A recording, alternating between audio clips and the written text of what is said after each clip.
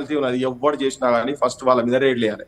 జనంలో ఒక అభిప్రాయం ఏముందంటే స్థానిక వ్యాపారస్తులు కాకుండా బయటికెళ్ళి వచ్చినటువంటి వాళ్ళు దీంట్లో మెజారిటీ ఉన్నారు అనేది జనం లోపల ఉన్న అభిప్రాయం. అందుకే ఇలా మా బోటలో మాట్లాడుతుంటే జనం కొన్ని వందలాది మంది మాట్లాడుతున్నారు. మీరైనా కానీ లైవ్ పెడితే కొన్ని వేల మంది చూస్తున్నారు. సో ఆ వ్యాపారాలు ఎవరు చేసినా ఫస్ట్ అవి బంద్ కావాలి.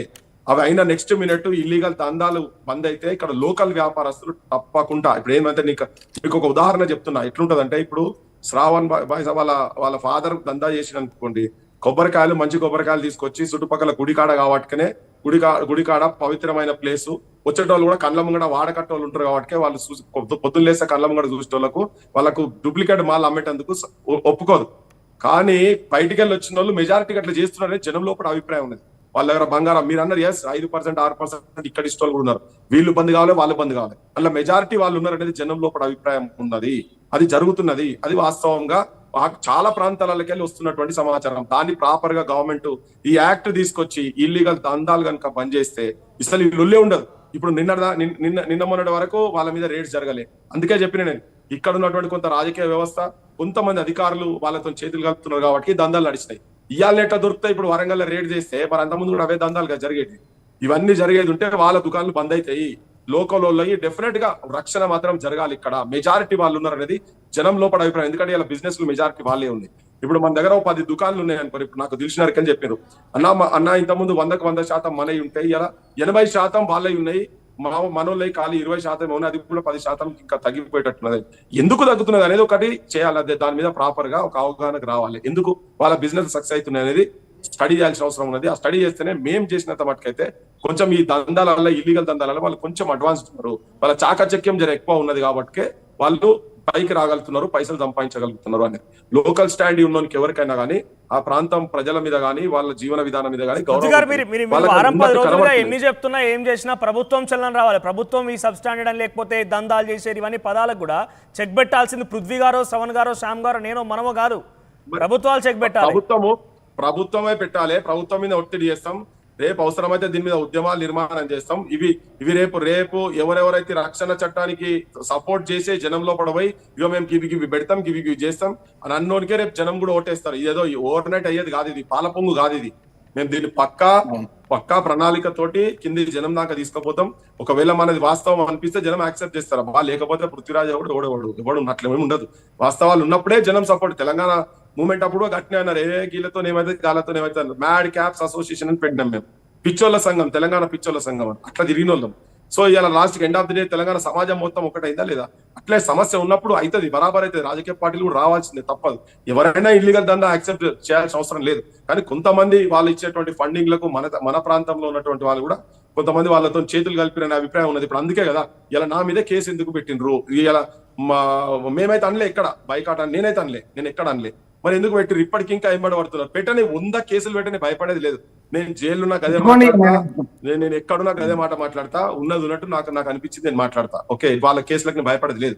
కానీ నేను సమాజం నేను చెప్పేది ఏంటంటే వాళ్ళు ఇప్పుడు శ్రవణ్ బాయ్ సాబ్ కూడా చెప్పిండు ఎస్ బరాబర్ తప్పే అని. మరి తప్పే అని కేసులు పెట్టేలా కనిపిస్తలేదా? ప్రభుత్వం ఉన్నోళ్ళ కనిపిస్తలేదా? ఆ రాజకీయ పార్టీలకు కనిపిస్తలేదా? మరి ఆయన చేసిన తప్పు అన్నప్పుడు మరి ఆయన మీద ఉండాలి కదా కేసులు.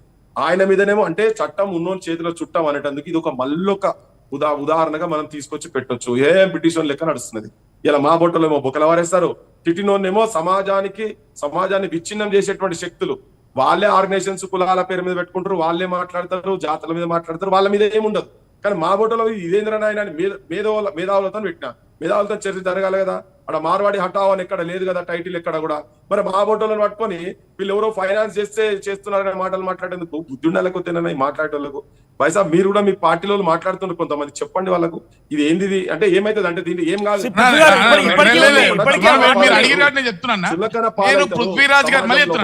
పృథ్వీరాజ్ గారు ఫైనాన్స్ కి అమ్ముడు పోయినా అంటలే పృథ్వీరాజ్ గారు ఫైనాన్స్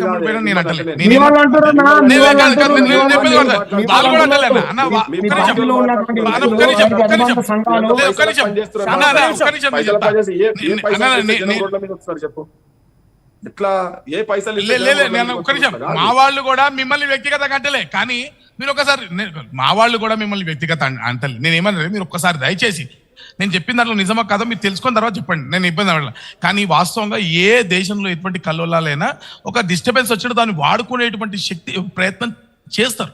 ఆ చేసేటువంటి స్వరూపంలో మీకు డైరెక్ట్ కనబడదు. ప్లీజ్ నేను చెప్పే అబద్ధం అయితే నేను నా ఫోన్ నెంబర్ ఇస్తా, తర్వాత నన్ను తాళమేసి కొట్టండి, వీరు కర్ర తీసుకొని నేను చెప్పింది అబద్ధం అయితే. అరే, ఎందుకు కానీ చెప్తాను? ఇది 100% మీరు రేపిన వాయిస్ మంచిగా ఏదో కావచ్చు, కాదు మీరు వాయిస్ మీ ఆలోచన మీరు ప్రజల్లో చెప్పొచ్చు, కానీ ఆ వెనక కొన్ని సంఘ వ్యతిరేక శక్తులు, అసలు వర్తక సంఘం అంటే తెలియనోడు, వ్యాపారం అంటే తెలియనోడు, తెలంగాణ అంటే ప్రేమ లేనోడు, ఎక్కడెక్కడి నుంచో వచ్చినోడు, ఏదేదో సిద్ధాంతాలు ఉన్నాడు, ఈ దేశం పట్ల అవగాహన లేనోడు, ప్రేమ లేను వాడు కూడా వెనక దూరి దీంట్లో సందట్లో సడేమి అన్నట్టుగా రెచ్చగొట్టేటువంటి ప్రయత్నం మీరు ఇందాక మాట్లాడారు. ఎస్, ఇప్పుడు మార్వాడి అనే పేరు ఎక్కడ పెట్టలే, నేను హ్యాట్సాప్ చెప్తా.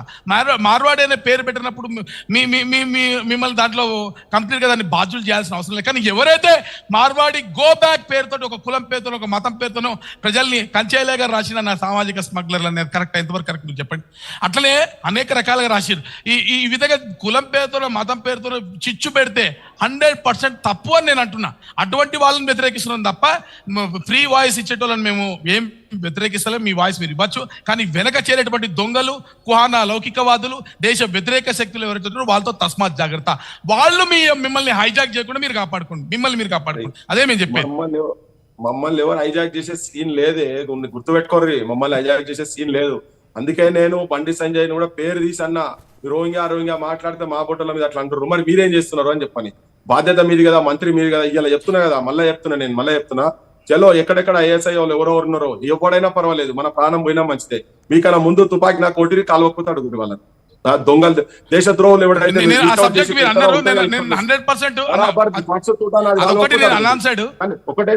ఒకటేసారి అంటే నేనేమంటున్నా అంటే, ఇప్పుడు నా చేతిలో ఇంటెలిజెన్స్ లేదు కదా, నేను సామాన్య పౌరుని. నేను మీరు చెప్తున్నారు మా దగ్గర నివేదికలు ఉన్నాయని చెప్తున్నారు. ఎస్, నివేదికలు ఉంటే మనం పట్టుకొని పోదాం, ఎవడు ఆపుతారో చూద్దాం, పోదాం పండ్రి. మేము అందుకని అంటే మా నిజాయితీ చెప్తున్నా నేను ఇంకా. సో ఈ సమస్యను అట్లే మాట్లాడతాం, ఒకవేళ దాంట్లో ఉన్నా కానీ అదే మాట్లాడతాం. కానీ ఉట్టి ఏదో మాట్లాడితే ఏమైతుందంటే సమాజంలో కూడా మమ్మల్ని చూస్తుంటారు, మిమ్మల్ని చూస్తుంటారు. ఇది అదాని మీ బొట్టలో కూడా నష్టం జరుగుతుంది, ఆ పార్టీలకు నష్టం జరుగుతుంది అని చెప్తున్నా.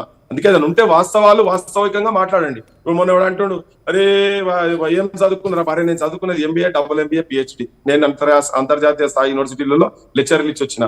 ఇక పట్టుకొని ఎవరెవరో మాట్లాడుకుంటే ఏమో మాట్లాడితే ఎట్లా వయసు నాకు అర్థం కాదు. ఈవెన్ చదువుకున్న వాళ్ళు కూడా అప్పులు చేయరని చెప్తాను నేను.